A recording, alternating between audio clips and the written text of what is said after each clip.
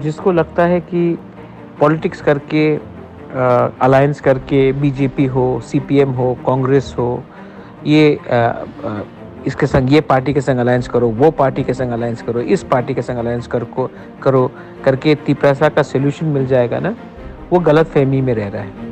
आप लोग, हमने नोटिस किया है पिछले 2-3 महीने में, कोई आके मुझसे पूछता है सीपीएम के संग जाओ, कोई आके बोलता है कांग्रेस के संग जाओ, कोई आके बोलता है बीजेपी के संग जाओ, कोई बोलता है तृणमूल के संग जाओ। मैं आपको बोलना चाहता हूँ, क्या हम लोग कभी अकेला नहीं फाइट कर सकते क्या? कि हमें पैसा का इतना लालच है कि बीजेपी या सीपीएम या कांग्रेस से अलायंस करके थोड़ा पैसा ले ले और अपना तिपरासा एरियाज में फाइट नहीं करे? हम लोग इतना बिक गए हैं क्या?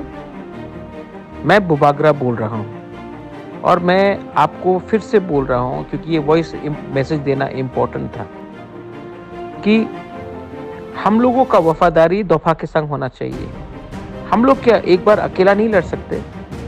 हमको क्या इतना पैसा का दरकार है कि अलायंस कर ले, थोड़ा पैसा लेकर सीट किसी और को दे दे? कभी तो सोचो तिपरासा के बारे, लीडर लोग। कभी तो पॉलिटिक्स को पीछे रखो और जाति को सामने रखो और दफा के लिए एक बार फाइट करो। विलेज काउंसिल जीतो, असेंबली जीतो, हिंदुस्तान खुद ब खुद आपको अपना कॉन्स्टिट्यूशनल सोल्यूशन देगा। एक बार अपने दफा के लिए फाइट कर लो। 70 साल से कॉम्प्रोमाइज करते करते, पैसा लेकर सीट देते देते आज हम लोग कहीं के नहीं रह चुके।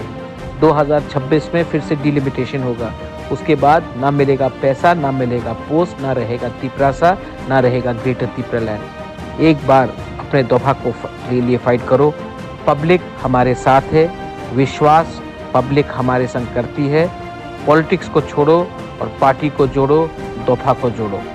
ग्रुपिज्म बंद करो और दफा को एक करके जीएमपी हो, जनजाति हो, मोथा हो, आईपीएफटी हो, सब एक हो और एक बार विदाउट कॉम्प्रोमाइजिंग दफा के लिए फाइट करो। बेलाई नौहम भाई।